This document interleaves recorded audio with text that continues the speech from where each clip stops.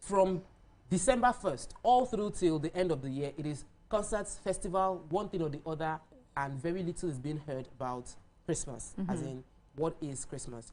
Some of the opinion that, yes, it is changing, the world is changing, and it is important for those of us that find Christmas, the essence of Christmas as Christ, to speak up concerning what we believe in. You know, social media is full of a lot of content, but how many of those contents are talking about Jesus? They're talking about how they are spending their holidays, how they decorate their houses, but not necessarily about how they are bringing Jesus to the center of the conversation. So I would say that, yes, it is worth discussing, and it is worth questioning as we celebrate today. That what are we really celebrating?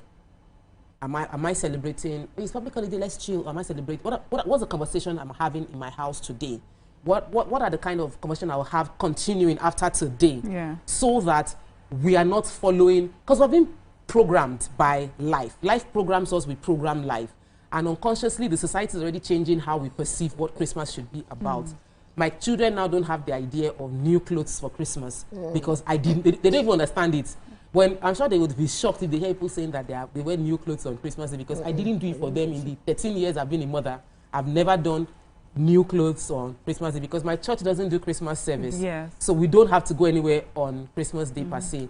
I feel that means there's a programming taking place, because I did not have that mindset growing up. So if we want to change the result, we need to go back to what we do every day in this season and ask ourselves, what exactly am I doing? Am I imputing the values of the season, or I'm just having fun with the season? As so just talked about clothes, just to laugh, as she was talking about clothes, I remember one white dress my mother bought for me for Christmas, and I remember dancing and just, look at my dress, look at my dress. That you were saying, I'm like, oh, you have deprived them of that Christmas joy. So I wanted to add to what you said. I think that's a combination of the holiday season and even the Christmas celebration, because if you look back to why is it called Christmas, it's a Christ Mass. If you notice, when we're talking about how the essence is gradually eroding, how we're not celebrating it, how some churches don't even celebrate it on Christmas Day. The Catholic Church would never stop celebrating Mass on Christmas. So it's called Christ Mass. So I feel that the Christ Mass itself will still be there, but the holiday season definitely will be there too. But I just feel that there is a lot of roles that parents need to take this season. I would say for myself, for example, I got married to a Pentecostal.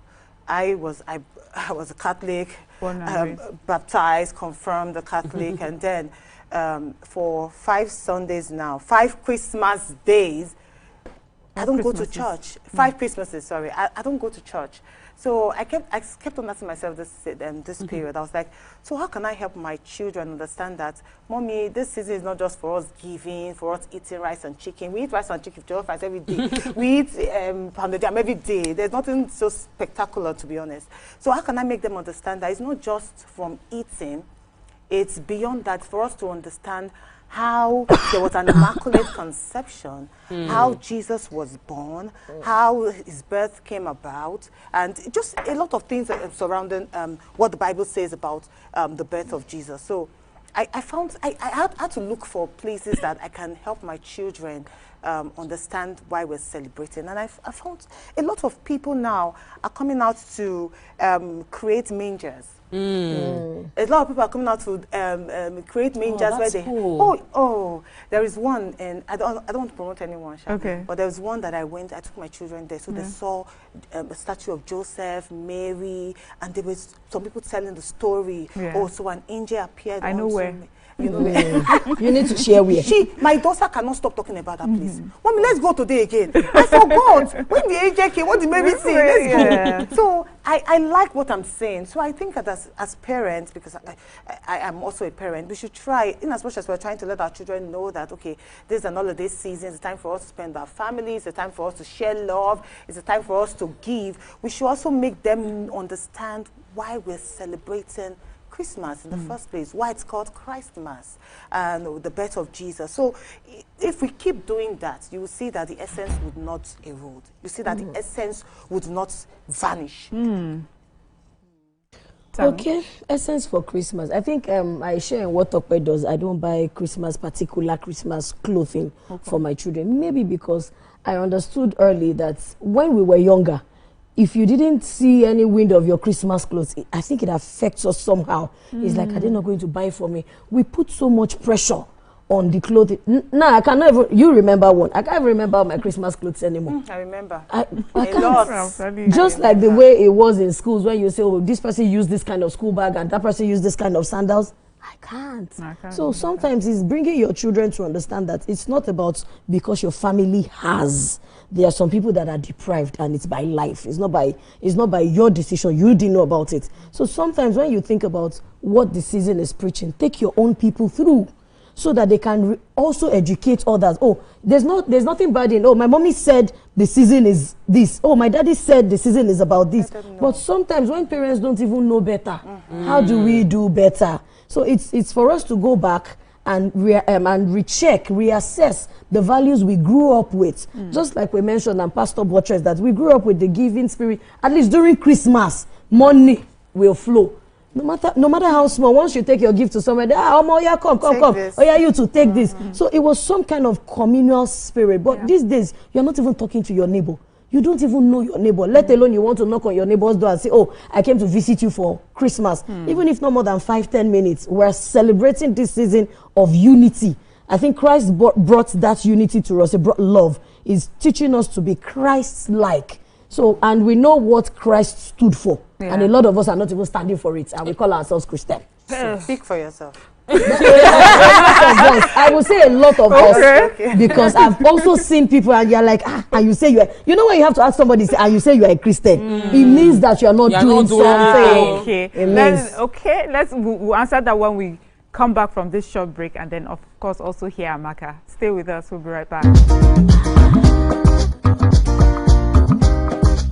Stay tuned. Your view will be right back. Ike, you are jogging? Since when? Freshio, a good source of vitamins A, B6, B12, D, and zinc that keeps you active and refreshed on the go. You're so full of life these days, Ike. Since when?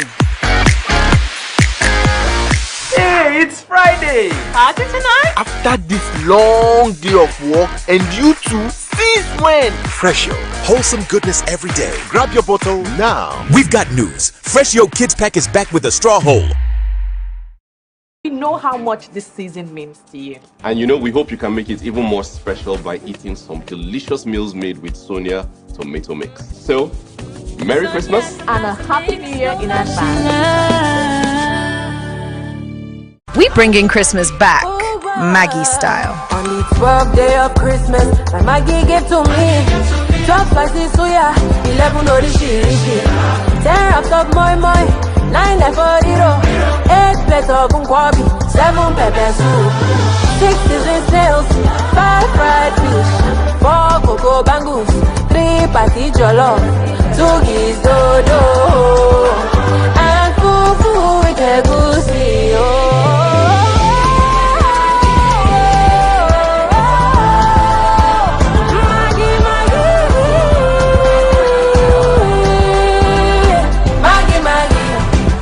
A delicious holiday season with Maggie. Me and Maggie, so good together. Me and Maggie, so good together.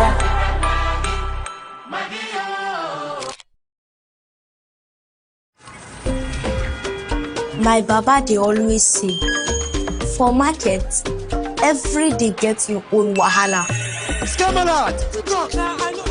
Sometimes people go on scam you, but Baba say no be by gra. You must cool down, dey sharp, because with OPay payment your money go enter sharp, no story.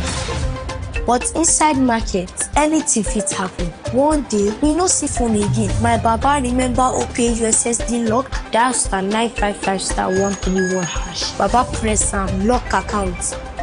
from market woman to driver, from small boy to big man. Now OPay, they protect people like us. My papa fit sell, press phone, collect POS, and still they teach me price. And when they don't tire, go just tap OPay night guard. We no fear for this our hustle life. Now OPay be the people payment shield.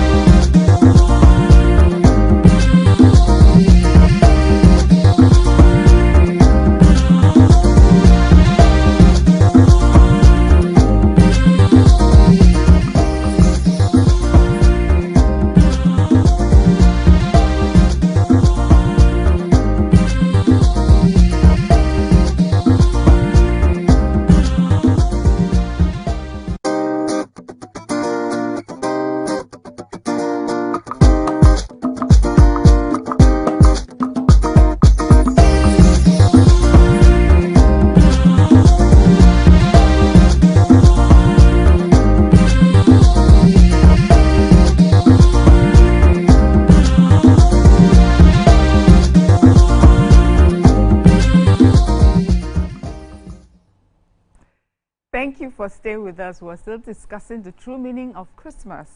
Amaka? Okay. So there's something I always say, that we're product of our environment, and consciously or unconsciously, we're shaped, from our environment. Why am I saying this? It's important to have family traditions. Regardless of whether you're poor or privileged or underprivileged, there must be something that guides you. And that's why you find that families that have family traditions, and they're consistent with their family traditions, even when the kids leave the immediate family unit or they get married and they start, find that there's continues, right? Because this is what they know, this is what they understand. And I always say, like, for example, like buying Christmas clothes or something for Christmas, it's not about privilege. It's just about making it that special thing that kids look forward to. Like, say, if you pass the exams, you get a Christmas present. Even when the kids, they don't really pass the exam, they still get Christmas presents. But you know, families back in the day always made it a thing of, you know, it's Christmas, you have to get Christmas show, just do something. And I think that's important, because Bisi was talking about, like, even what content creators are doing now. See, we all went to universities, and my dad used to say something about universities. He said universities are like universities is where everybody is a collective, yes, whether privileged or underprivileged, because you meet the good, the bad, and the ugly. And then the reason why most of us didn't do certain, there's so many things I wanted to do in school, but because we have a family tradition and I have family values, I looked at those things. I didn't judge my friends or people that were doing it, but I didn't do those things because I have a principle, a family principle that guides me, that guides my decisions. That guides my decisions and choices. Like I always say, like that, if I die tomorrow and then there's no heaven and hell, I'll come back, because there's so many things I want to do. But those family, yes, the family came but through. The family I came through. When I think about it and where I'm headed, I'll just say, let me leave this one. No, you understand? So having family tradition, especially at Christmas, it matters. It's not. It shouldn't be the space or say, okay, I know that we have to wear new clothes every day or whatever, but there should be something different. There should be something different. Yeah. It's the festive season, and you find out that most content creators that are not doing things based on the Christ Mass or the Christmas that is supposed to be, is because of maybe some of them don't have. It's because of the traditions they also have. But you also find out that some content creators that have certain family traditions, when you go to their pages, you also see that their content are just still get towards that. Because I've even seen lots of there's some people I follow, lots of Igbo people, so many people that I know too, I follow on, because I'm very intentional about my social media. You find out that their contents also get towards in that line of the things you believe. Talking about just how things are evolving and how it looks like we're deviating from the norm, there's a trend that's quite popular where families dress up in pajamas and take pictures, and then they show their trees and they show the gifts under their trees. But then commercialism comes in, which is, it also seems as if there's a slight competition on who has the biggest tree, who has more gifts under the table, who has like maybe the trendiest outfit. So I guess for me, the conversation around that is, what are we doing? Are we aware of what we're doing? Are we being intentional? You know, or we're just getting carried away by what we see on social media? I don't wear pajamas on a normal day. I never wear it before. I'm not going to produce pajamas just because of Christmas so that I can take pictures when I don't wear it on a normal day. However, I like what you're saying about having tradition, this intentional tradition that you create, and I believe that I don't want it to be based on what every other person is doing. I want to create what I feel embodies the values that I hold. And currently, the values I hold is freedom. Do as you please. I don't want to cook on Christmas Day. I want to be free on Christmas Day. And I let my children have that freedom. Christmas Day, we might not wake up until whenever we wake up, what's inside the house? Okay, we warm bodies inside the house and we eat. So, but because of what you're saying, it's making me dig deeper into what do I want to should I start creating intentional routines that will become our culture because I wanted to stay with them going forward. But I just remembered as we were discussing now something that I started doing in recent times, which is devotion. The devotion that has to do with the season. So Easter, we did devotion that has to do with the season. And for Christmas, devotion that has to do with the season. So that way, we are having conversations building up to Christmas concerning devotion on the season. Then maybe I'm thinking, maybe you guys will advise me. Since Christmas has come now, maybe going forward next year, we can have, since we don't wear pajamas, maybe we can do Adire Christmas Eve cultural something where we get to talk about every Christmas Eve, we as a family of the Makodige clan can now say this is what we do Christmas Eve. We wear our outfit, because I don't want to do Christmas Day because it feels like what I've grew up and I'm a rebel against it. So I'll do Christmas Eve. We wear our fine clothes on Christmas Eve evening, and then we have a family conversation, talk about things that how God has been faithful to us. I'm just thinking, but we must, I would like to create something. I don't want to imitate what I've seen online. I don't want to repeat what has been polluted or commercialized by anybody, because that's not my value. I like doing to be honest, I don't subscribe to that. I don't hate people that do that or dislike what they do. I like their pictures, but I don't subscribe to that pajamas. I've never done it with my children. I've never done it with my husband, even before the kids came in. But even without knowing, like she just mentioned the tradition, without knowing, I started a tradition in my family that I didn't know that my daughter would start reminding me. So when she was one, even 1 year old now, 1 year old, what do they know? I was always bringing Santa into the house. So I would say, Santa is coming, Santa will get us gifts, you have been good. And Santa will come, play with her for like 20 minutes, 10, 20 minutes, play with her. He has his own gift that he will give her, and then give her certificate. I started doing that every year. So this year, I was like, we have to, money. And then she's the one reminding me, but Mommy, I've been good all year. Say if I'm good, Santa would come. I've been good, so I'm waiting for Santa to come. So now I'm telling myself that we have to keep up with that tradition. Money has to so come. that she understands that if you've been good all year, then definitely something good will come. That's not a cool one. You know, I just wanted to say, you know, for me, we've always had the tradition of just decorating the house. And I remember, I think it was 3 years ago, I was like, I'm tired. I'm tired. These children, you're growing up and, you know, you should do it. And this year, my daughter took it on upon herself to decorate the house. And she came up with even different ideas that I never had. She and my cousin, you know, I was just impressed. I'm like, I'm so happy I can retire from this. Because when I started, I was enjoying it, but I'm old. I've grown out of that. Your mind is occupied. You can't be wrapping lights up and down. But you cannot be too busy. Like, to answer the question you asked, is this, like, it's about, I always say it on the show, man, know thyself. My father always says that, man, know thyself. I'm not moved by, thank God, I'm not moved by anything. I'm not moved by anything. No, I've never been that person. I'm never moved by anything anybody's doing. I can just admire it and keep it moving. My sister and the family, they do the pajamas thing. It's not my, or maybe because I don't have the family or the husband and the children to do pajamas. You can do yourself now. But I used to be, because I grew up in a house where there must be Christmas tree and decorations. I noticed that for the past 2 years, I've not even brought out or bothered to buy Christmas. I'm just done. I'm just not interested. All I want to do is sleep. Like then I'm wondering, like, then they will not bring out the Christmas tree, they don't put it. Then after work, they have to take it down. Like, that's too much. I said, I beg, let's keep it moving. And maybe because I stay alone, so I can't be bothered, right? Yeah. But then, do I know that if I'm going to have guests, or if people are going to come to my house, if I'm going, and I used to host a lot, if I was going to host, then I'll definitely want to put it up. But for the fact I'm watching that they put it up, I'll be the only one looking at it. Then after again, they'll take it. Like, I just can't be bothered. But that doesn't mean I don't know that there's a family tradition, right? So maybe I don't want to say I'm getting old. Maybe I'm just not in the mindset or the season for it. But do I know that we have the family tradition? Yes, of course, yes. Are you going to implement it once you have the time? Definitely. Of course, yes. Family tradition. I'm a culprit. This is my hand.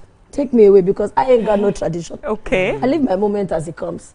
Because there are times that pajamas and me worry. Pajamas. I have not bought one before. The pajamas I have, let me be honest, is pajamas for bridal train. Okay. I didn't have pajamas. Yeah. So for me, what I don't think I encourage my children.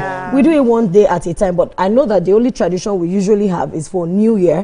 You understand, where after church service we get home, we cook and all of that.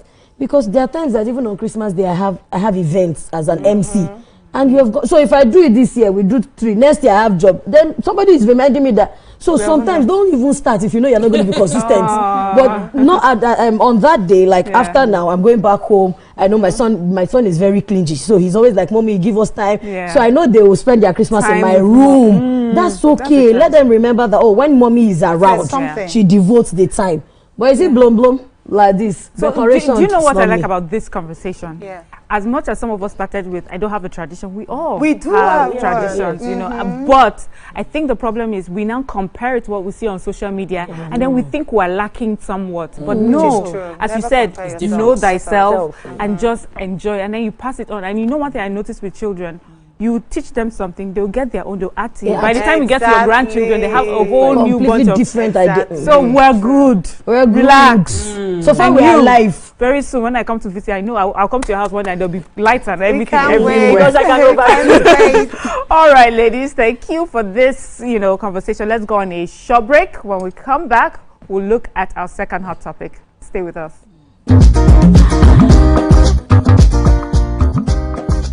Stay tuned. Your View will be right back.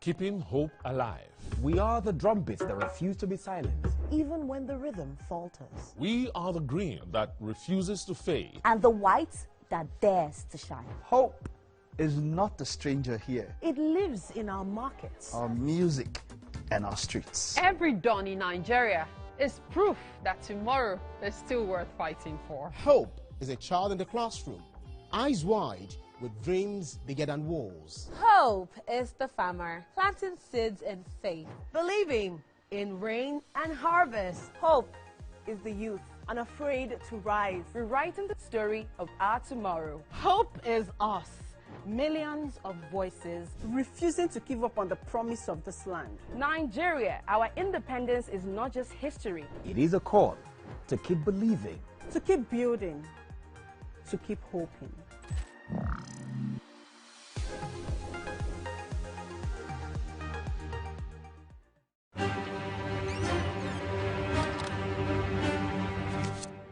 Every clash of ideas begin the same way. Differences could be a disagreement, two voices, two views, standing apart, or an argument, a battle to win, to prove, or to conquer. Both are born from differences. One can open the door to respect. Sound, are you ready? And the other close it with fire. Two perspectives, but one big issue. Are you good? Yes, I'm good to go. So do we argue to fight or disagree to understand? 3, 2, 1, we are live. This is the big...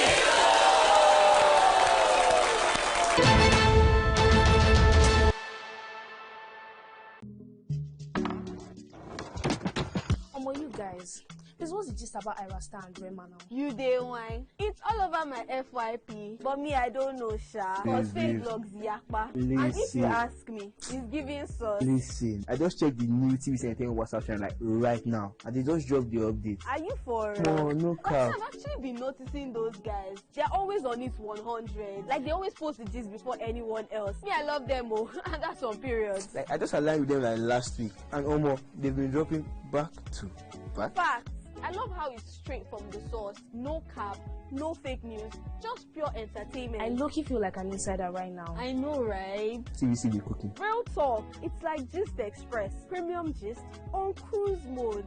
Always first. Always legend. Clock it. Clock it.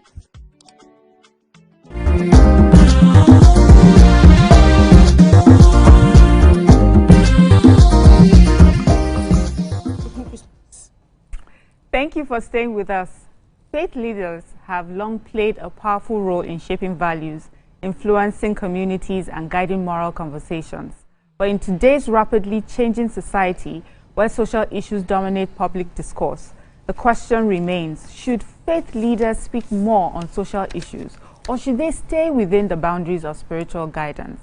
On today's Christmas Day episode of Your View, we're unpacking the influence of faith beyond the pulpit, the responsibility that comes with spiritual leadership, and where the line, if any, should be drawn between faith, society, and social advocacy.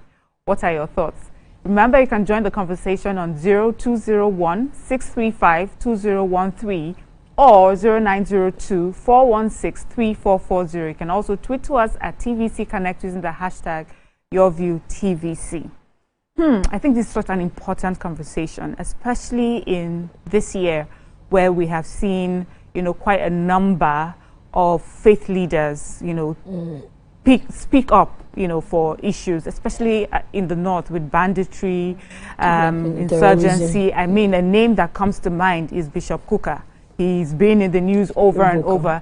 And if we're going to talk about country of particular concern, it's, a lot of it is woven around that particular past reverend who spoke up about what he believed was a genocide against Christians.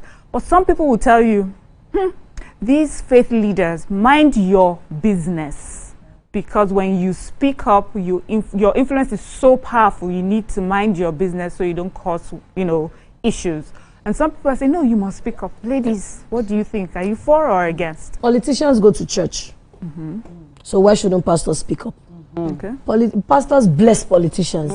When it's time for politics and election, they go there in their numbers, swarming donations to pastors, to the church, simply because you think that's how they love the church. Simply because they want to use the pastor to probably canvass that, so politician was here, we prayed for him, he's a son of God, God loves him, so we have to also love him. By extension, I knew and I remember that there was so many years back when it was Goodluck Ebele Jonathan, our former president, he went to a particular church and it was almost as if the pastor mounting the pulpit said, if you don't vote for the president to come in for second term, something like that. It was very popular. It went viral. Do you understand? So the fact that pastors receive offering and tithes, they are also social people. It doesn't exonerate them from speaking up when they should. In fact, I feel they do not speak up because of the plantain they are eating. Like people say, when you eat dodo, your mouth will not speak dodo. Do you understand? So because of the things that they have eaten, not be started with the wordplay again. Okay. Sorry, my dear. I can't help it. So how would you tell me that because some person is funding you, yes, we know the sentimental side of it. Let them not remove the oil I'm leaking. You understand? Blood is not easy to leak. Do you get it? So sometimes I think pastors selfishly shy away because of one person and neglect the multitude of people who their singular decision can influence positively or negatively. The fact that pastors take tithes, they take offering from this congregation, and one man comes to you to canvass this congregation to come on his side, you should speak about societal issues because you have families, you are even a societal person now. Before you collect anointing or ororo, some people is epo, but before you collect ororo anointing, you were first an individual, you're first human. You were born into a family, and so by extension, you should speak on social issues. So, in as much as I agree with you, Dami, that yes, they should. Yes, they should speak on social issues.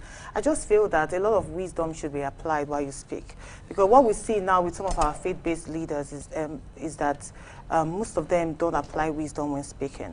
We've seen some of their words inflame rather than heal. We've seen some of their words cause chaos rather than bring peace. So in as much as we are saying here that, yes, every human right, they can speak about things, but then again, if you are in a position where you should heal rather than cause chaos, then I think that you should apply wisdom when you're speaking. It's just like broadcasting. They've told broadcasters that you cannot be partisans, right? In as much as we have our own individual, oh, I want this person or I want that person, we cannot come out here and say, no, vote for Tope. Tope is the right person. No, that's the wisdom that you have to apply as a pastor or as a leader in church. That's the wisdom I think that you should apply. But what we see nowadays is that you will just hold that people, you hold your microphone, and then you come out and say that, oh, vote for this person. I think it's wrong. Speak about social issues, but make sure that when you speak, those things that you're speaking, you're speaking peace into your people. You're speaking healing into them. You're speaking solutions rather than speaking yes, and rather than saying things that will cause more hardship, more chaos, and more pain. Yes. So I believe that we all know the difference between right and wrong. We all know the difference between love and hate, and that's why I say even the kidnappers, even the murderers, even the terrorists. Why is it that they don't kill their own wives and their own children? We all see basically, as in, I think there's just this basic instinct God gave us, as in when we came on earth, when we're better. Like we know the difference between even animals know to nurture, right? Their kids. Why am I saying this? I just believe that our religious leaders, you know, that human instinct or that their human nature most times overrides the duty, overrides their sense of duty and responsibility. Because do they know what is right and what is wrong? Yes, they do. But you see that selfish human nature makes them want to stand on the fence. Let me tell you something. When you decide to wield influence as a religious leader, you have influence because there are people that look up to you, and there are people that follow you foolishly. You have a responsibility to speak up. You find out that when you go to church, religious leaders, they talk about every and anything. But when it comes to the one that matters, the one of your everyday living, the one that concerns you to talk about politics or what's happening in the society or the local government where the church is safe, nobody speaks up. Why?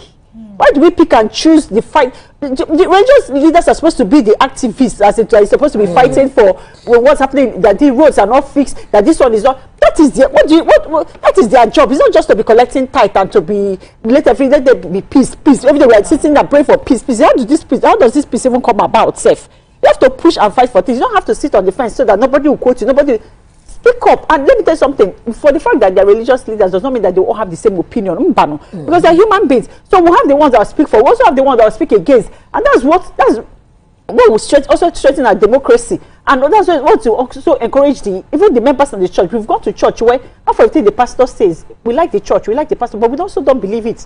And we take it, you use our discretion that when we go home, we'll not do that one that we don't believe. Because I've been to a church where a pastor has said over and over again that, you know, the candidates, you know, came to him, he prayed, and then they won the election, and then maybe that's the president that now won the election, now came and fought them, and then they will not pray again too. So I'm just wondering, like I said, so situations like that, when you know that this political people will come to you to pray, that you also owe a duty to them and the organization and the citizens to sit them down, call them in private and tell them, so do you know what your duty is when you sit on that seat? Do you know what you're supposed to do right and what you're supposed to do? You also owe a duty, a bigger duty, because see, we've all die and there's really a heaven. Problem there. Oh, wow. Dr. Please, can you give us your initial thoughts? There are three areas for me. One is on the spiritual level. The admonition is that we should focus our mind on whatever is good, whatever is honest, whatsoever is just, whatsoever is pure, whatsoever is lovely, whatsoever is of good report. Those are the things that we should keep our minds on, anything that is of virtue, and our words should always edify. So while the pastor might be going through fire, literally. In essence, the pastor isn't meant to come out and say, oh, I just lost this medical negligence, lost this one, this and this happened, because you are supposed to focus on what is good, what is right. It doesn't mean that you are in the world but not of the world. And people are coming to you to get hope. So you cannot afford to stand on the pulpit and just give your opinion. You're meant to represent a higher power. So yes, you might feel the pain on your side. There was a stabbing to you, but you are going to be like Jesus and look to the left and say, you will see me in heaven. You are both being crucified, though, but your word that comes out of your mouth does not judge the thief, but offers hope to that person. So spiritual leaders cannot afford to get involved in politics. Not that they should not discuss the challenges and encourage, but from the opinion of encouraging people to remain steadfast, to pray for hope and much more, but not that you are taking that position of yourself. I am war, I am fire. Please, why are you imitating? Nothing. Please, let's go on a short break. Mind yourself. Let's go on a short break. When we come back, we'll continue with our conversation. Stay with us.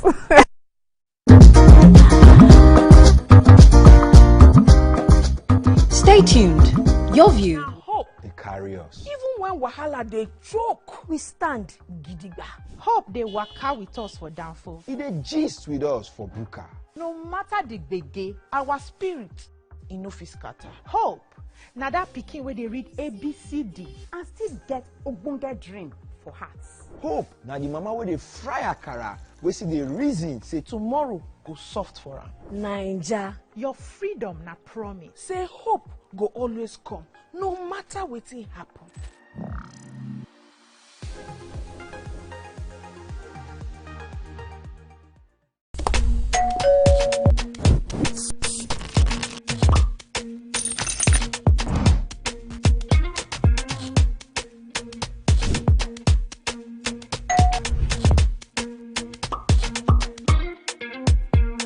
In 3, 2, 1, we are live.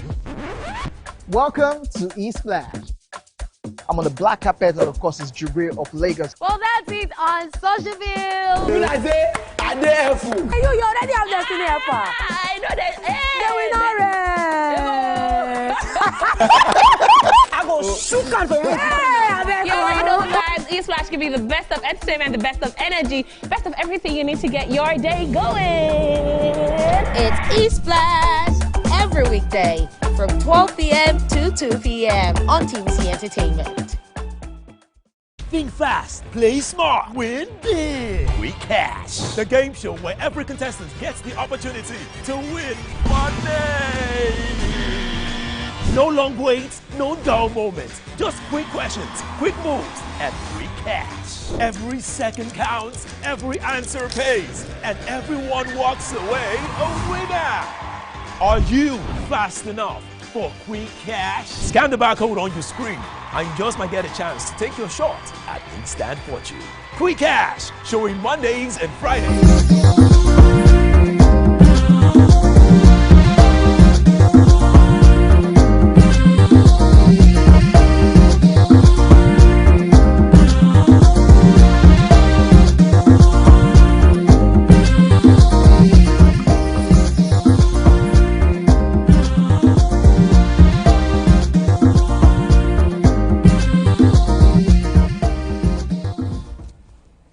Thank you for staying with us. We're still discussing if our faith leaders should involve themselves in social issues. And Tope, you were so first I spoke about the spiritual and what is expected from spiritual leaders. Number two is to talk about the fact that honor, when you get yourself involved in politics, the likelihood of you being smeared is very, very, very high. We talk about our traditional rulers and we say, oh, traditional rulers should speak up, and thus the right person speak against the right. Whenever history has shown that every traditional ruler that speaks into politics, the rough will hit them. It gets messy after a while. Those that are able to hold themselves back and just talk about the values, remain neutral, they tend to remain honorable and they are respected all through till the end. So it obviously means that there must be the balance is very, very is very, very slim. So if you once you put your mouth into it, even no matter all your good intention, it can be ill spoken of. So that's why you have to be extremely careful, because what you're saying in favor of one political candidate, the other people that don't support him will see that you are attacking them. Remember our last election that was so divided along religious, cultural line, where even the Igbos were like, oh, he's obedient, and then a lot of other people were saying that it is the Tinubu factor, and we became so divided. Any pastor saying anything at that point in time is now become, you are a pastor of Yoruba and Igbos and Hausas, and you're talking and you're like saying he's Obi or he's Tinubu. Whatever you say, you are wrong. Whichever way you go, you'll be damned. So you are better off asking people to pay attention to what counts and bringing them into the Bible to say that, see, your true peace and long-term growth is not going to lie in any political government's hand. It's going to lie in you being the solution, speaking truth to power, and growing yourself. All the other good stuff that the Bible edifies. And the third point I wanted to make is who we are comes through. Okay. So whether you're a pastor or not, you see the violent person, he shall be violent. The comedian, like the example I gave with Odumeji, it makes us laugh. Yes. And but he's a pastor and he has a congregation, but it makes us laugh. So the comedian's personality will come through. Sometimes we are looking to pastors who, by personality-wise, they are extremely diplomatic. That's who they are. So you not expect them to be the one to fight the war for you. Go and meet the warriors. There are pastors who are very, very aggressive. In the Bible, we had Moses. There are those that they are like Elijah. You say my head is bowed. Fire come down and burn all of you. Is he not a man of God? But he calls fire to burn human beings. So what I'm hearing you say that they can, and but depending on their personalities, they're already doing it. Many persons are speaking to social issues, but they're speaking to it based on their personalities. And the ones you are calling out in most cases are the ones that have been, based on their personality, a bit more aggressive about it. They enter controversy because of their personality. They're not able to manage the diplomacy and focus on the word of God. You're a pastor. Should it matter? Your diplomacy, should it really matter if you as a faith leader thinks that what you're saying is true? So you understand that there will be unintended consequences anyway, but the reason I say that is usually during the elections, relatives of mine that live like in the rural areas, far away from just regular TV, radio and newspapers, where they get their information from are from their worship places, their faith leaders. And it's how the faith leader understands the world and how he's playing out that he would express it to them. And he would also use the religion, whether Christianity or any other, to emphasize or highlight his point. So the pastor is not coming out, the pastor or the leader is not coming out deliberately to hit up the polity, but it's something that would happen anyway. Should that scare him or scare her from expressing it, because they may now say, I said in this way, and be disrespected? Okay. Or how would you like to see your pastor? I still think that if we speak, we're going to die. Yeah. If we didn't speak, we're all still going to die. The dilemma. But there are times that you need to speak up so that you are justified in your conscience that I played my part. So that when the Holy Spirit is coming to ask you, what did you do? You can, bros, but you see where they said, and I don't know here. It's another thing. But you played your part. Now, it's not catching up in between parties. I want to believe that there are times that, yes, we want to be selfish to say, oh, I think I've seen this person, or this person is my person. But to be able to review what that person has done so far. Some political leaders are coming to the office for the second time, third time, and the likes. Review their first administration. What happened? What did they do? Review the second one, probably if they're coming for the third time. And if they're coming for the first time, do background checks. Spiritual leaders can do background checks before even putting to your congregation that, you know what? Should they take a position? You want a no, I'm not saying take it. No, I didn't say take a position. What I'm saying is that do background check before you encourage your why shouldn't they take a position? No, they can take a position, and if they don't want to, it's still okay. But in taking a position, you can always admonish or advise that, you know what, pastors can come to you that don't go to the polling unit with your stomach. You already know what they are trying to say. That maybe the ones giving you the 5,000, 10,000. That's your stomach. But see, it's part of it. Some don't even say it at all. if we are going to, so if you, I just think that because if you say it and you say, oh, vote for Tinubu, and Tinubu doesn't pay some people, they come and say, it's pastor that led us to hunger. Exactly. See what pastor said. Didn't pastor say that's what I'm saying. Okay, so let me talk from the Christian perspective. I don't know what the Muslims, what their belief is. So what my Bible says and what is preached in church is that we do not have fear. Sickness, no fear. Everything, fire. Dragging, we don't live in fear. Charismatic. Fire. Me, I'm Catholic, but we still do the fire. So they say there's fire. We should not live in fear. Why are you people scared, religious leaders? If you, whatever you think it is, say it so that if anybody talks, you tell them fire, come and burn everybody. So my dear, let us not, when it's convenient for us, say fire. When it's not convenient for us, we sit on the fence. That's my own. I say, well, if you believe in something, a religious leader, it comes with but what did they say? The uneasy lies the head that carries the. What do they call that? You want your no. religious leader to say PDP, APC, DPP. You talk on societal issues. Yeah. You talk on the things that are happening. You talk on, there's so many things. So there are bad eggs and good eggs in both PDP, APC, ADC, and it's good and bad people that form the parties.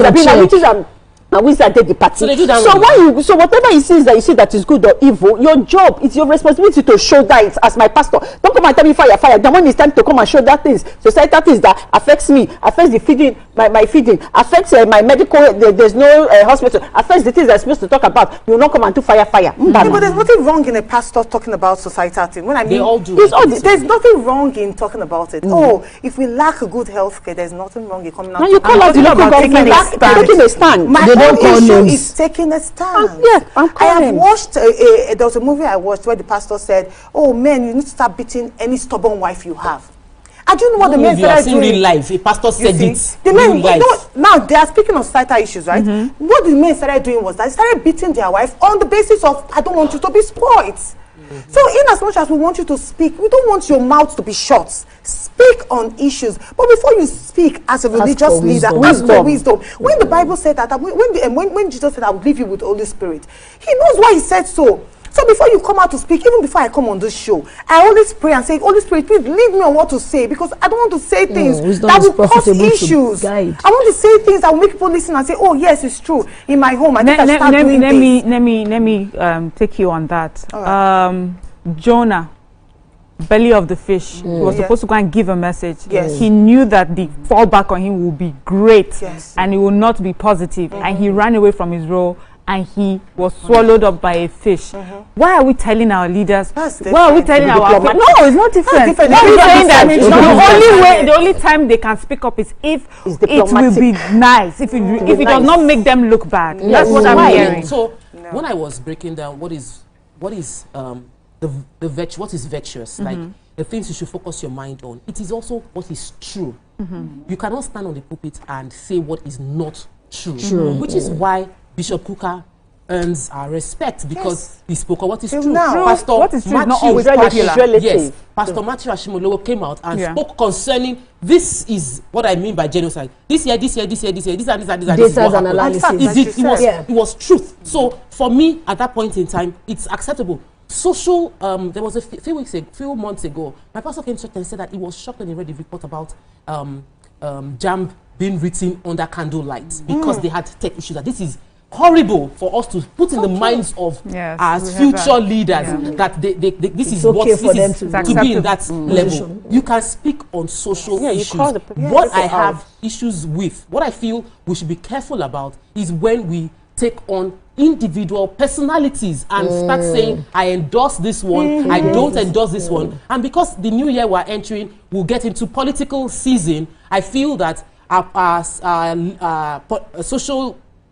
Christian leaders, our spiritual leaders, faith-based leaders, let's focus our attention on building people, because family builds people. The next level of building happens within our faith-based places. So when we learn in church, when we learn in the house, things we do not learn in the house, when we go to church, we learn those things. So let the church also do more of training people with the right values, because our churches produce leaders. I think we can end with that. That was a good message at the end, which is we should emphasize what builds our communities and build leaders. Not divide us. Whoa, let's go on a short break. When we come back, we'll look at our Let's Talk. No, you know, we rounded off with the pastor. Yes, this is to say, so I'm saying that we're doing Let's Talk about it. Say I bring in a pastor to talk about we have a guest. Okay, let me do it again. Okay. You understand us?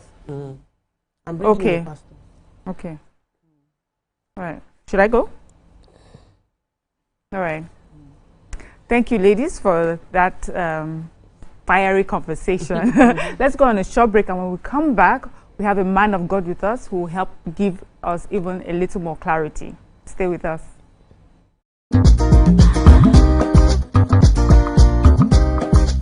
Stay tuned. Your View will be right back.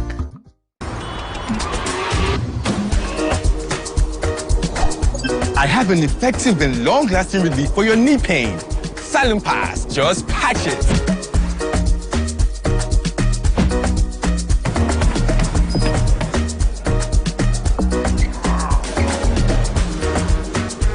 Leg pain, StarTimes, just patch it.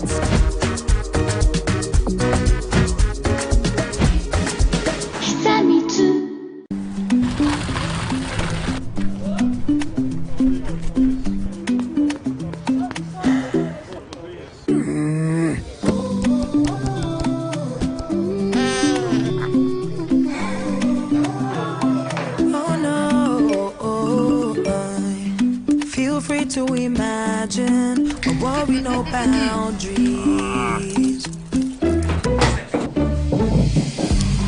Just you and your dreams running wild and free.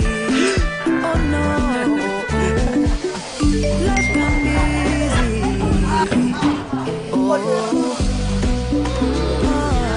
Smooth connection with the correct.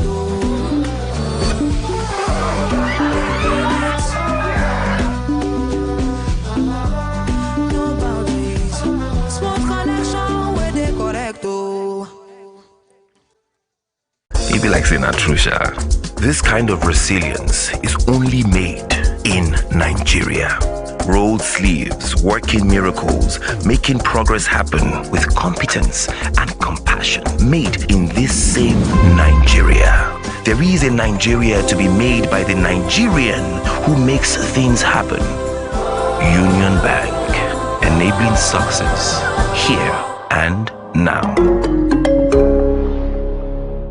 Ike, you are jogging? Since when? Freshio, a good source of vitamins A, B6, B12, D, and zinc that keeps you active and refreshed on the go. You're so full of life these days, Ike. Since when? Hey, it's Friday! Party tonight? After this long day of work, and you too, since when? Freshio, wholesome goodness every day. Grab your bottle now. We've got news. Freshio Kids Pack is back with a straw hole.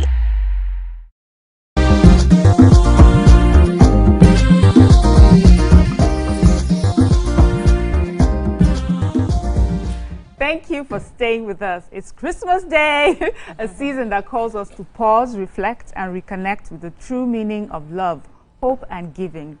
Today on Your View, we're having a special conversation about faith that sustains us, hope that uplifts us, and purpose that guides our lives, especially in times like these. Joining us is a respected spiritual leader whose influence extends beyond the pulpit. He is the senior pastor of Global Impact Church and the chairman, Lagos chapter of the Pentecostal Fellowship of Nigeria. Please join us as we welcome Pastor Yemi David. Thank you. Thank you. Merry Christmas. Yes. You dragged me out today. This special day. Blessed are you amongst women. Thank you. Thanks You're for having welcome, me. sir. So Yeah. our conversation this year with you is a season of giving, reflections on hope, faith, and purpose.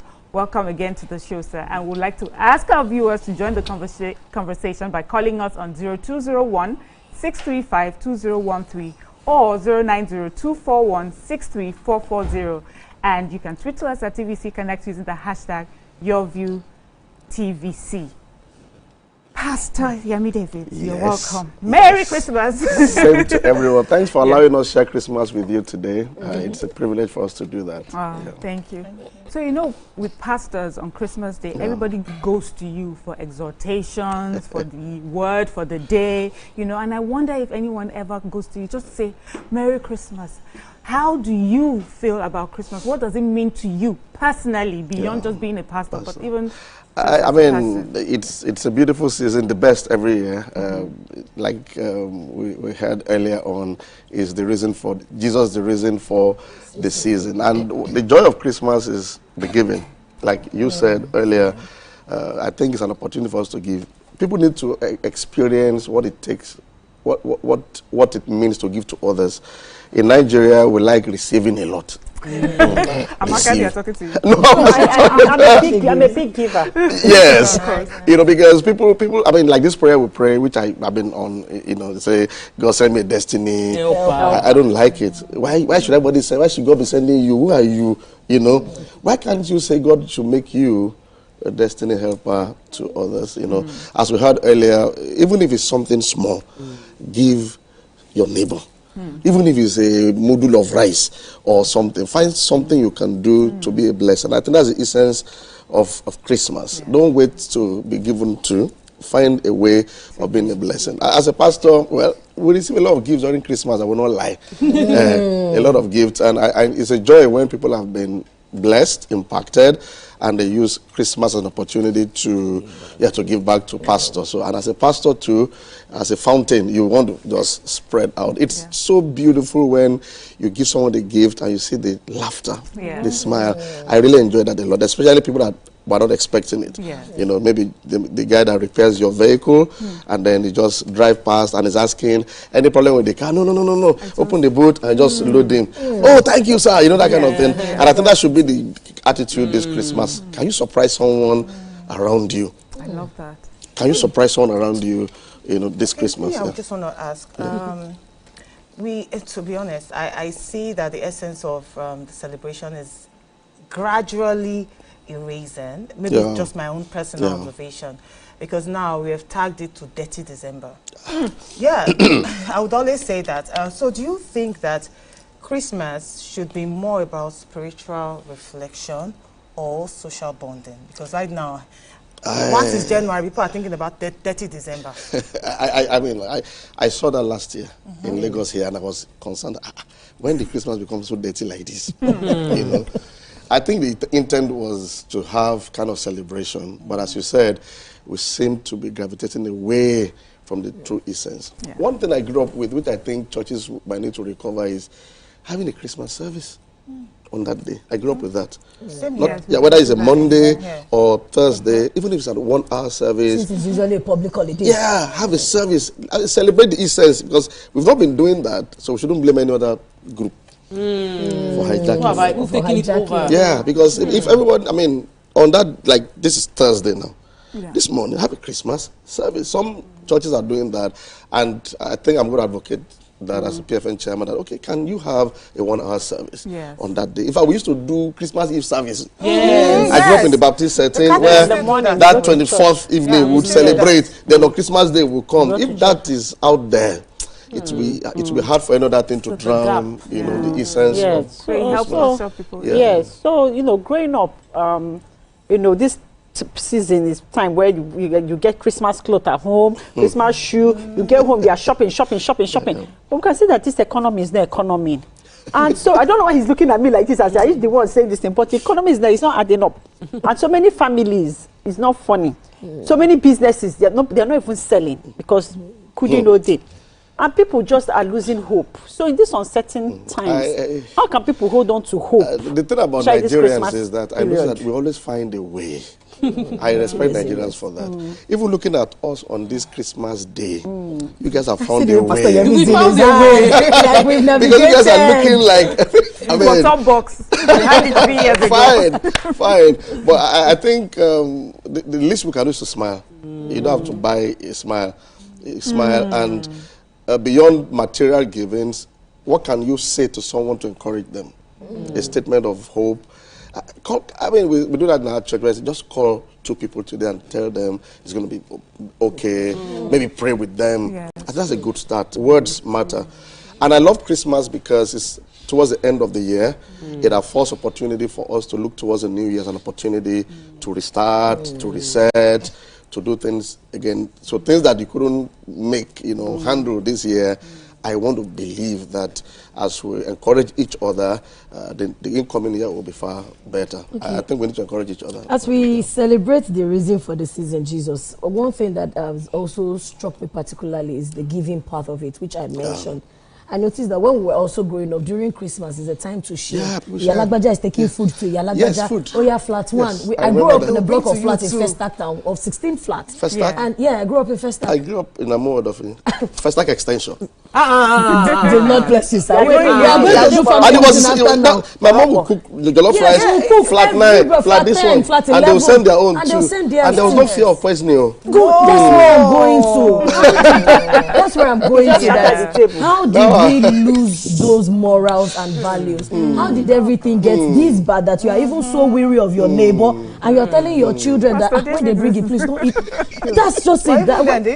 Sometimes we cannot even tell our children. We can't tell our children directly, but indirectly. Don't worry. Go and put the food down. Now there go spoil. So how did we lose that spirit of oneness and unity? And how can we get it back? How can I stop looking at my neighbor with this eye of suspicion? Everything. A lot of decay had happened in the last 20 years. And I think it's a leadership issue. It's very sensitive. The economy deteriorated so much that people just wanted to survive. And the moment you are in that survival mode, you become self-centered. And Nigerians are trying to survive. It's painful when we see what has happened, but we don't want to go there too much. We want to see how we can keep hope alive. And this kind of conversation helps, really, when people can relieve.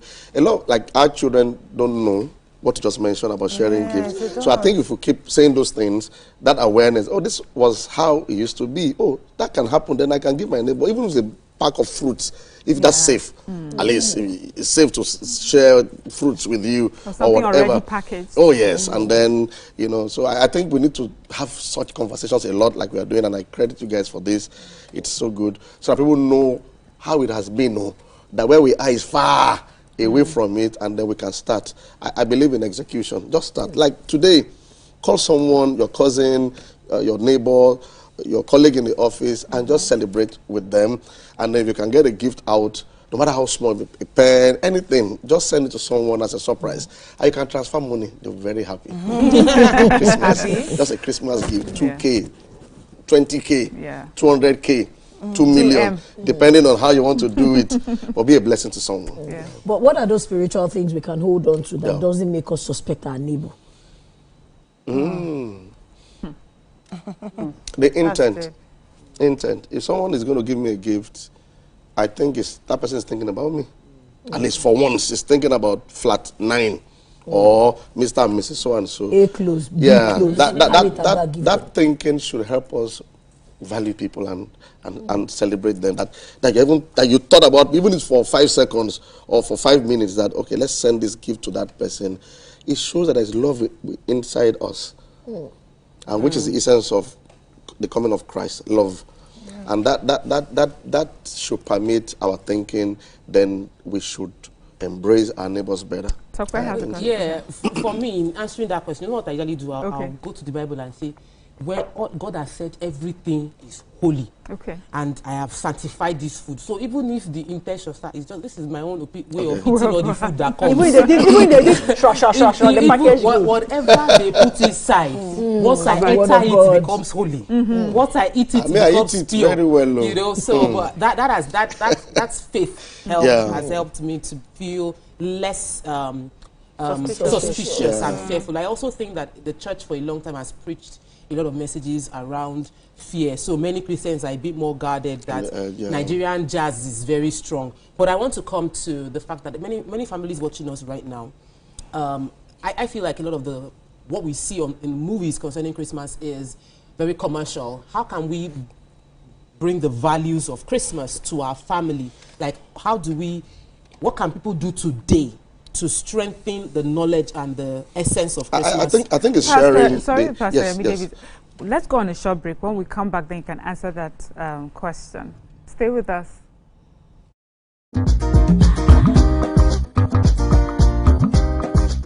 Stay tuned. Your View will be right back. On TVC Entertainment.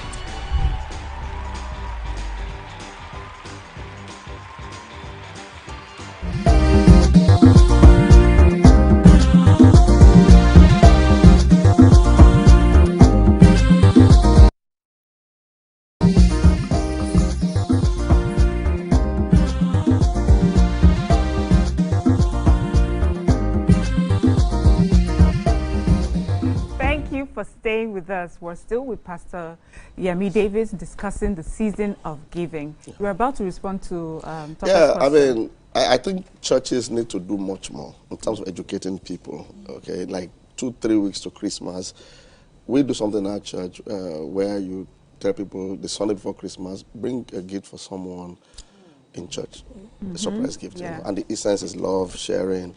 And then beyond that, like in our family now, we have secret Santa. We do that every year. So we have 4 daughters. So we pick. I have one of our daughters, you know. So today now she's going to get a gift. She doesn't know, and I won't say it now, so that because it's in the evening. It's in the evening today. So I think that education and awareness would also help, because families can do much more propagating the essence of Christmas. But I think they need to be reminded. And because churches have the opportunity of talking to people weekly, you know, I mean, at least every Sunday, you can instill certain things and then act it out, then that would kind of trickle down through the society. So I think that will help a lot. And everybody listening today, you can still do something, right? You can see between now and late today, your family can still make somebody smile and let them know that Jesus is the one that sent me to you. To be a blessing. Pastor David, you know, this, as you know, hopeful as the message is, there's some people right now who are not with their families. And you know how life can be. Or you have parents, I mean, people who have jacquard. Their parents are here in Nigeria, they're so far away. They haven't yet quite settled abroad, so they don't really have friends. So times like this can be not so happy for them, yes. And I wonder what we can do beyond, you know, sending cash that you can do to someone who is so far away and yet. I think it's how we also define family. One of the things Jesus did was to define family more like your neighbor. So when we say family, it's beyond my blood brother or sister. Another human being around me, whether Christian or not, is your family. And I believe people can express Christmas where they are, beyond the distance thing that we do. And then just the way, I mean, celebrating people makes a lot of difference on Christmas Day. Just letting go of yourself. And I mean, you could post somebody's picture, send them an email, you know, different areas. But I think people should do it where they are. It makes all the difference. Whether you are in India or in Dubai or in Canada, don't wait to call someone in Nigeria. Your fellow person on that street is your family. If you can do that, the feeling is amazing. I can't describe it. You know, the way Paul said it is more blessed to give than to receive. You, that blessing, there's first that alignment with your soul. People need to experience that a whole lot. And it makes a difference in your life. As you were answering that story, I just remembered a video someone sent to me. And it's a video of people just dropping off gifts under a Christmas tree, outside in the open. It says, in my city, people just drop gifts. Those who have will drop, and then those who don't have will pick it up. Fantastic. And then ask, can you do this in your city? That's the question for everybody. One person does not have. Yes. Anybody's team doesn't have. One person will take everything. Or what do you I think it's a really good idea that we can and that just, you know, spreads around. Like as so that make sure that nobody goes home with more than one. That's what I'm saying. People are very greedy. But you know, it just seems like it's just the festive season that we are sharing this love and exchanging this love. It's just this period, as in from January to November. Hate. Then Christmas and on Christmas Day we are sharing and exchanging this love. So how can believers extend this love to one another and even to unbelievers outside this festive season? It's just our attitude, our culture. We have a cultural problem. I say to people that when we're growing up, when they give you a shirt in maybe June, a new shirt, the next thing you say is, my Christmas shirt. Have you noticed that? You know, why can't you wear it in July? Yeah. So we kind of postpone every good thing to Christmas. So we are wired to be good during Christmas. We are wired, even when people, even when we eat, the carbohydrate and the protein in that meat, we eat the carbohydrate first and wait after to eat the protein. What is that? It's poverty. Yeah. What is that? In fact, you don't do like this as though I finished my my grandmother says discipline. So there are a lot of things we picked up culturally that we need to. So if they give you a shirt on Monday, if it fits your work on Friday, wear it. Don't serve it to. So that's where the teacher has to come from. That hey, Christmas exemplifies it, but it should be your daily. What I say in church is, can you make every day Christmas? Meaning dress well every day. Yes. Okay. You don't have to wait till Christmas, but you dress well every day. Eat well. People have Chinaware at home, beautiful plates. They put it in the shelf, and they use, broken. Yes. And reserve that for special occasion. Very bad attitude. Yes. And then the painful thing is somebody comes to visit, maybe an uncle or aunt. You now bring it out, and then when they go, you serve it. Are you now saying that your husband, your wife, your kids don't deserve those things? I say, bring it out. Use it normally. Or during Christmas, you now bring them out. Or after Christmas, you now serve it again. Let's go back to our old self. And then go to church and pray, God, do something new in my life. Are you ready to do something new? The new He sent to you, you put it for Christmas. So I think it's the attitude we need to, even gift giving. I tell couples, don't wait until wedding anniversary before you do. Or birthdays. Or birthdays. It's more impactful when nothing is happening. And then you come home, hey, babe, I bought this for you. Like, seriously? Yes. It's a new day. Yeah. So I think we need to reinforce that. And if you're listening to us, I think that should be our attitude. Beyond Christmas, every day is Christmas. Yeah. Yesterday I was somewhere. Yesterday I was somewhere, and then we talked about Christmas, and then somebody was like, you party celebrating Christmas in December. That's not when they gave birth to Jesus. So. Why are you calling us out? You see, wait. Story. So you see, so it just got me thinking that probably one of the reasons why we see that the vibe, the ginger for Christmas is actually fading away. What would you say to those people that think that you guys are just wasting your time celebrating Christmas and December? That's not really the essence. I don't know, is this the dates or something? Yes. I feel for them more because for me it's not about the date. What is that? Because different religions, you see that different religions. What is that? Whether he was born on the 27th or 29th, he was born, man, 23. What is that? We have grandparents that don't even know the date they were born and they pick a particular day. Somebody was born and we chose December 25. Those are minor issues. We are celebrating, whether it's 38. Like somebody said during Easter, they said, is it 3 days? Or 2? I said, what's your own business? He died and rose up again. Whether it's 35 days, he rose. Is that now the day? So can you face the real essence? Somebody was born. So those theological things, I think it's a distraction. We tend to major on minor things actually. And celebrate it so big. If you now pick 27th, celebrate it, that he was born, and love people. And then beyond that 20, whatever you pick, love people in January, February, March, because love is something you live by. It's not just for a season. I'd like to go to leadership. Beyond, the Christmas day itself, just talking to people of the Christian faith, the importance of our faith in the lives that we live. Could you speak to us on why our faith is important and how that can help us live a purposeful life? Christ came to exemplify that. He didn't just come to roam about, he came to save us, right? And each person should also remember that they didn't come here by chance. That is something you were born to do. No matter how you came, every product has a purpose. Everybody should remember that. The cup has a purpose. It's not to write. It's to, contain something. Everything has a purpose. So everyone is designed for something. Everybody is. So if you understand that, then you see Christmas as reigniting that reality. That, okay, if he came to do that, what am I here for? And if I'm here for something, I'm not hopeless. And then what he came here for was to bless people, right? That means whatever God has crafted me for is also to be a blessing. So I'm not a non-entity. So that helps to drive the mindset of a purposeful life, a life that would add value, whether it's through comedy or through catering or through preaching. There is something we need from you. if people think like that, it affects the way they live. Yeah. So I wanted to touch on leadership, yes, ma'am. Especially with our politicians.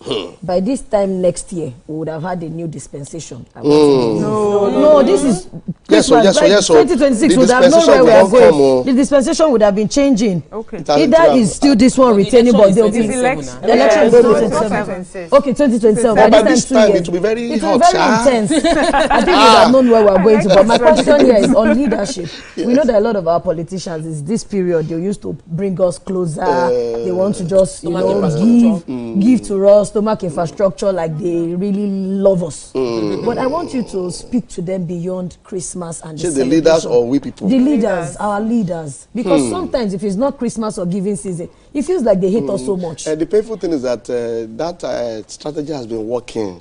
So the temptation to use it again is always there. I think it's the people we need to talk to that you should be aware by now that they will show you emergency love. But we still want it, both emergency and non-emergency. So maybe you should receive the love, but your head should be correct, right? I mean, if it's coming as an emergency love, receive the love, enjoy the love, but let your head be correct. And for pastors on listening, let's educate our people. Educate people about voting, leadership. Don't just do things like that's even a Christmas gift. Educating people. Yeah, educating people. People need to be more educated about the reality of 4 years. How a 4-year or 8-year can turn. 8 years is a long time. Yeah. 4 years is a lot. That's BSc, right? Yeah. So the kind of individuals we, elect matters to our future. So maybe you should just do your own part by being aware and do the right thing, and then leave the rest as much as possible. But so we're spoken extensively about giving, and it's very important. But you see, many people still struggle with the idea of giving because they feel like they don't have enough. They feel like this I don't. Where am I? What am I going to give? Like, is it this small rice I'm managing or this? So can you share a bit more practical ways people can give this season? I can be very confrontational about that. I won't lie to you because it helps you to grow when you can give out. You can't. Somebody asked me for something, was early this year, and I said, we've been close for many years. You've not even given me any gift. He said, I'm sorry. And then he sent me a gift. Oh. Just, so people just don't. You can do something. Water is a gift. Water is life. First, buy, how much is a pack of water, right? Barely 2,000. 400. You won't buy pure water 400. God bless you, man. Pure water 400. Buy it and give your neighbor or that woman that you see begging on the roadside. We need to be a bit vocal about that, not pampering people, because we become so kind of self-centered and think, give has to be big. Yes. See what she said about 400. There's a woman on your street or a family. Happy Christmas. So where I live, the security guys, they sent a card, Christmas card to our family, addressed to our family, and they did that for all the family. I'm thinking of what to give them now, but at least instead of just begging, "Oh God, Merry Christmas," at least that you can write. And it wasn't a general card; it was Mr. Pastor and David. Yes, Happy Christmas from the security unit. But I'm going to give them something. They have done the process I love of that getting. attitude. That's a great attitude. Yeah, a card. How much is a card? Yeah. Let's go on another short break. When we come back, we'll continue with our conversation. Stay with us.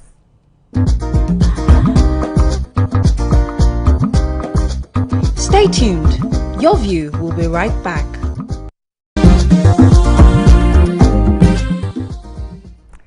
Thank you for staying with us. We still have with us Pastor Yemi David in the studio. So we're going on to, we're talking about the election year. But we've also had a year where we've experienced some challenges as a country.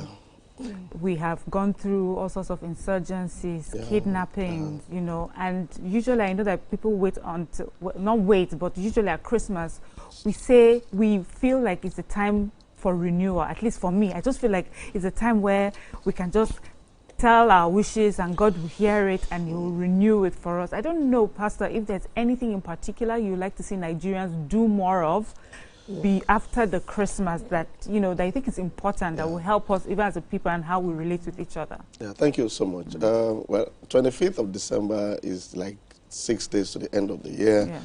I think in the midst of the celebrations and the gift giving and the loving, we need to reflect. Each person should reflect. Scripture says an unexamined life is not worth living. You know, so you want to examine yourself, not condemn yourself. Just examine yourself. How was the year? How was your relationship at work? You know, your output, your attitude, and everything, and come out with some actionable steps that will help the year to be better. It's not enough to just say next year must be better. How? God is ready, but are you ready? We should do exams. You know, we don't progress without examinations. Well, in university, high school, at least before you go to the next level, there's this exam you do or test. Life is like that. But this one, you have to conduct the exams on yourself. For instance, what kind of feedback did you get at work during the year? What kind of feedback did you get from your children, for those that have kids, from your spouse? There's some things that you heard repeatedly, maybe your attitude like excessive anger or selfishness or you're lazy, you know, whatever it is. Can you now talk to yourself and see what you can do to be better? Because if you are better, Nigeria will be better. Every human being comes from a family. Nobody dropped from heaven. So if we can tackle it from that root source, things will be better. So I want to encourage that when we celebrate, let's not wait till 31st of December and then go and pray general prayer and then think that 10 minutes prayer will change the whole year. No, that works when you've done your examination, you know, and then you've made some kind of decisions. You're not asking God for help. I don't want to live a life of pride. That's better rather than trying to make God do everything. And I like, as Pastor said, pride, not poverty. Because we always talk about money. Look, Nigerians, I don't know, like when I fly, when we're outside the country, people adhere to instructions. Sit down, you know. The moment we enter Nigeria space, they just start behaving. It's like a spirit. Hey. Impatience. Yeah, I'll tell you. So each person should just look at themselves and talk to yourself. Not your neighbor, not your spouse, what your spouse did right or wrong. Leave them. Yourself. What worked? Can I work this more next year? What didn't work? The way I talk to my downline, no good. I was once like them. Now am I doing like I was? You know, that kind of thing. And I made some decisions about honoring people. Your dressing, your attitude to life. Am I too pessimistic? You know, I tell people when you see any video on social media, before you repost, can you just think first? Can you just think? Don't just say, hey, can you just process? Or before you like any, you see somebody standing beside a Rolls Royce. How much is a Rolls Royce? Maybe $500,000. The person standing, what does he do? What does he just think? Don't just say, hey, I like it. That liking, you are encouraging that teenager to like fraud. God, it's not about God when. God, you're not like God when. God when. They do look God at this, when. because the people that are working, they don't post it like that. Oh. In that sense, you see a Rolls Royce, somebody standing beside it like this. What do you think they do? And then you are now trying to check what it's doing. You cannot trace it. Then there's a problem here. Then skip. Don't go and like it. Like you mentioned now, looking at our society, we're all a function of the society. And we all came from the family Yes, unit. ma'am. So I want us to take it back to the family unit. I am an advocate of abortion, I'm sorry. Because the children you do not give birth to, you do not miss them. Why don't we go to say prevent the belly? That's where I'm going to. No, that's where I'm going to. Land. So how can we help intending parents? There are sometimes that maybe we women, we didn't plan. The belly just showed. Fine, we do. We did not say we did not do. But when Belen now come, they are now stuck. Especially knowing when. Sorry about that. Especially knowing when that. I like our sincerity. Especially knowing when that there are times that we shoulder a lot of things as women and we get overwhelmed, knowing fully well that the men that were partaker of the doing, they will now step back and relinquish duty to us. Is this during Christmas season? Yeah, it's family. How do we reintegrate our family? I think one-on-one would help in the sense that I don't know who younger girls you are close to. Educate them. Believe me. I have people that I mentor. Tell them. But when we're talking to them, we should not hide our mistakes. But that's the best gift you can give to yourself. If whatever thing you did, you know, you're able to prevent 20 girls from making that kind of mistake. One-on-one would be good. I'm saying that because beyond the parental forum, there are people that are close to all of us that are not even close to their parents again. There are plenty like that, whatever happened in the family, but they are close to you. Either they're working with you in the office or in the neighborhood, they like you. Please, educate them. Listen, you get belly. Now, it happened to me in 1967. I suffered for 10 years old. You know that kind of thing? Educate them. And then when you tell her to educate your friends. I saw that they roam about like something wrong with you guys. I think that's, let's be a blessing. When we say be a blessing in Nigeria, we always think about it in material. No. A counsel can save a generation. Pastor, I'm so happy you said that. I almost feel like you're speaking to me, because sometimes I'm the sort of person that feels that's your business is yes, your business. Not really like your business is your business. Like I don't want to meddle. I don't want to be meddlesome. I don't want to do something that may irritate you. But I can imagine young girls around you would love to hear. God will always provide someone to help others. The question is, are you standing up to it? If you have an office, you call the guy to the office. Can I see you tomorrow morning? 8 a.m. Mukaila, I noticed this thing. My dad did this thing 25 years ago. I'll say my own to you. You don't have to accept it, but do your part. It's a seed. I feel like this year I became you know what they call Auntie Leocon. I don't know how to say it. Auntie. Maybe Obasabi Auntie, but like I became a bit more meddlesome because I realized 2 years ago one of my husband's staff actually attempted suicide because he was embroidered in debts, a lot of debt, and he did not know who to talk to. He had taken extended loans from his salary. At a point, there was just nothing left, and the responsibility was huge. So I found one of my staff.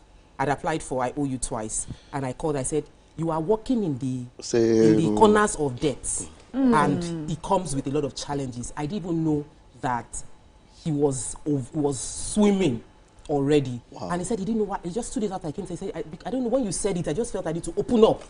And there was a whole lot that came out. So when you said this little advice thing, like it might seem, do a little bit of gbebo, ask what's going on.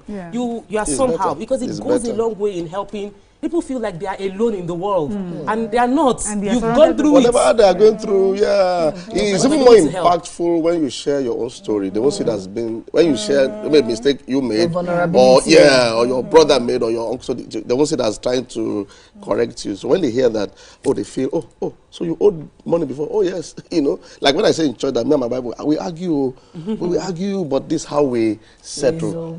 It helps couples. Okay, that means arguing is not a problem. How do we now don't go beyond? We need to be rescue agents. Just the last question. We don't have time. But for me, I feel like you've given me a big Christmas gift I'm going to take into the new year. Let's go on a short break. When we come back, we'll finish up our conversation with Pastor Yemi David. Stay with us.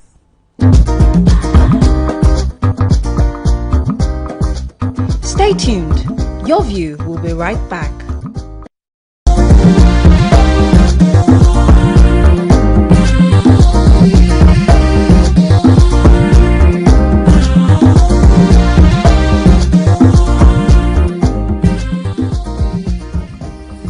Thank you for staying with us.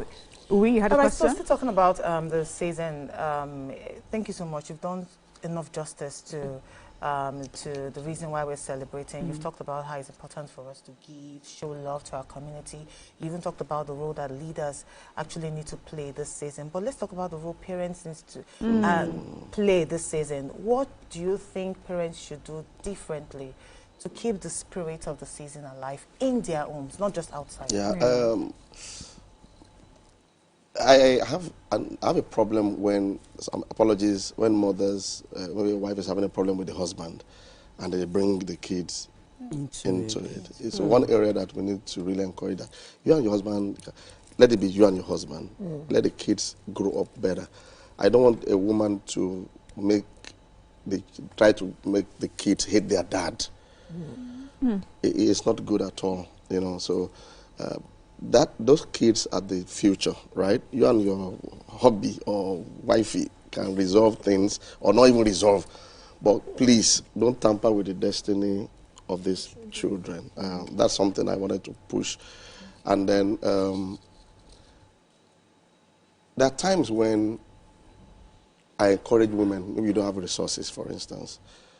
Don't always pitch your children to go and meet daddy. Meet daddy. You might be driving home an ideology of only men have money. You know, we have daughters, for instance, so there are times when even if they need some things and my wife does not have the resource, I pass it through her. Let mommy give it to you. Meaning a woman can have money. Yeah. Fantastic. They can be empowered. So little cultural things that influence our kids, even gift giving, as much as we pay your school fees, you too, from now, start giving gifts to your parents, no matter how small, and they do that. So if we can drive home the right elements, in the setting of the family. I mean, marriage is a lot, especially for firstborns. Because when you get married, for instance, you are still trying to get yourself together as a couple, many of the stress would land on the first child. So I want parents to realize that that first child requires some extra effort to be okay for the future. By the second or third one, you have balanced a bit. And even they can even learn from the first child. But that first child, that's why a lot of firstborns have issues, especially men. So if parents understand that, they can do some extra work on that person, because that time you are still trying to know each other very well. Just got married, maybe the fights or whatever, it's on that child. So that reality is there. So whatever we want the world to be, can we start it from the home? As little as cleanliness, honor, respecting, people. Support. If you can resolve it there, a lot. Because that your son is going to be somebody's husband. And that daughter, so I think people should just think beyond Pampers. And just throw themselves ahead in 30 years' time, 25 years' time. This child is getting married. What kind of person am I presenting to the other person? Can that couple be blessing me or cursing me? Because I've seen cases where people curse. The family, where they come from? So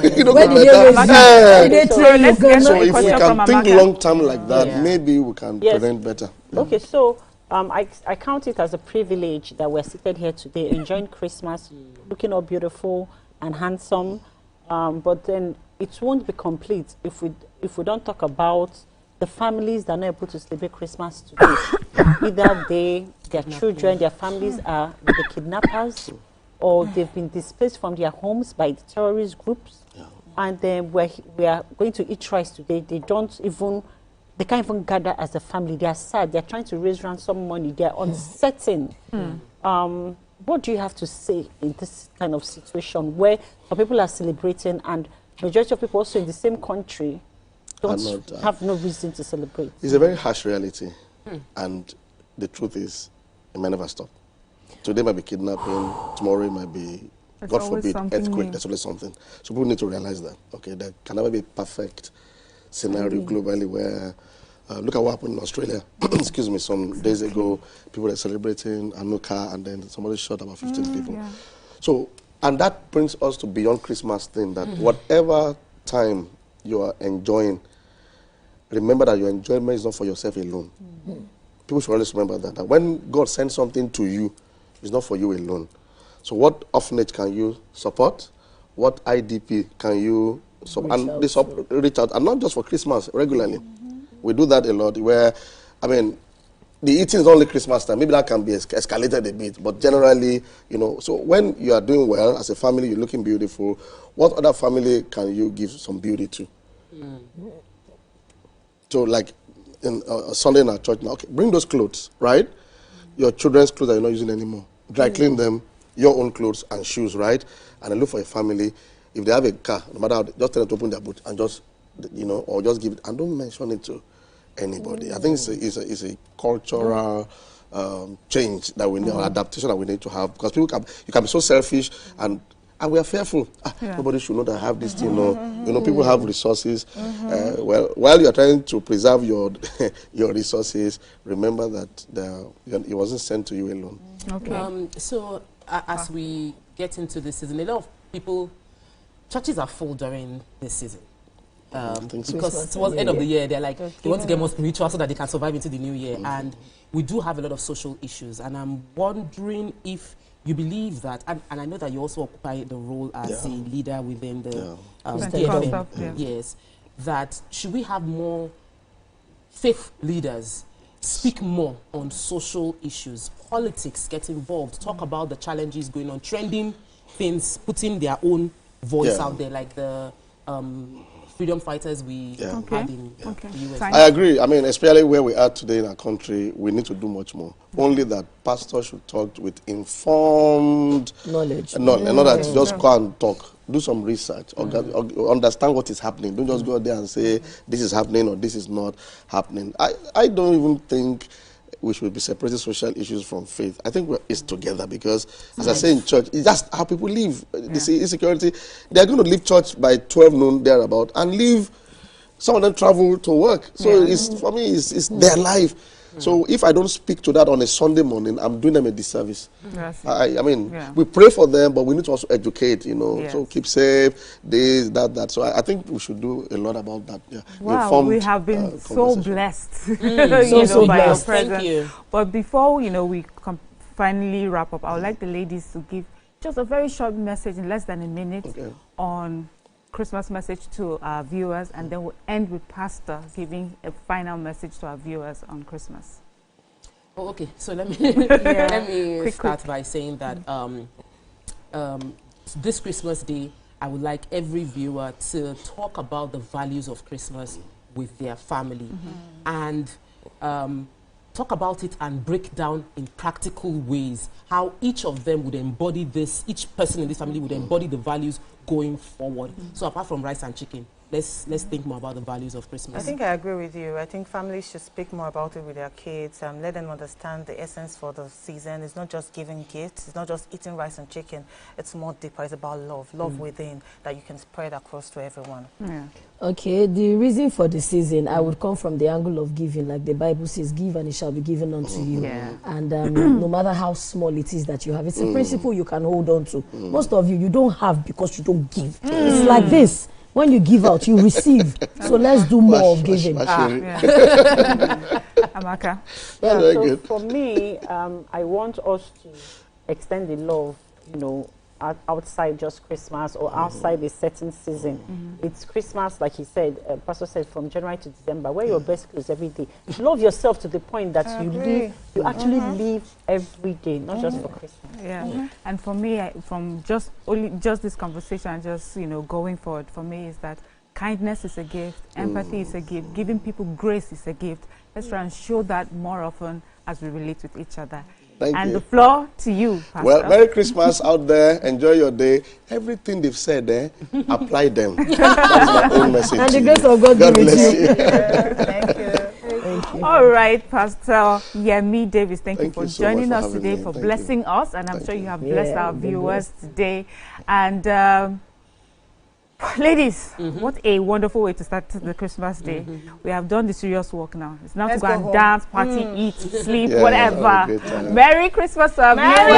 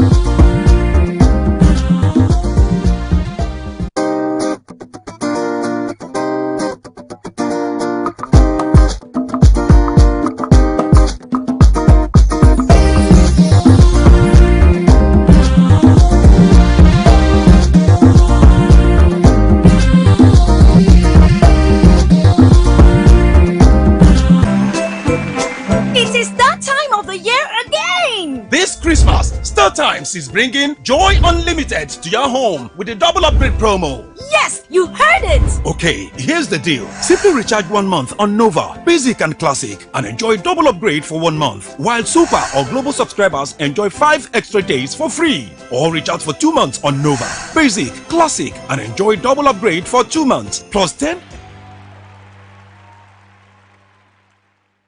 keeping hope alive. We are the drumbeats that refuse to be silenced. Even when the rhythm falters. We are the green that refuses to fade. And the white that dares to shine. Hope is not a stranger here. It lives in our markets, our music, and our streets. Every dawn in Nigeria is proof that tomorrow is still worth fighting for. Hope is a child in the classroom, eyes wide, with dreams bigger than walls. Hope is the farmer planting seeds in faith, believing in rain and harvest. Hope is the youth unafraid to rise, rewriting the story of our tomorrow. Hope is us, millions of voices refusing to give up on the promise of this land. Nigeria, our independence is not just history. It is a call to keep believing, to keep building, to keep hoping.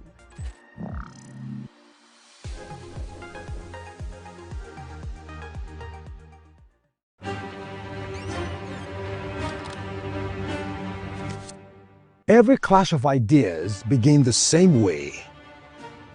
Differences could be a disagreement. Two voices,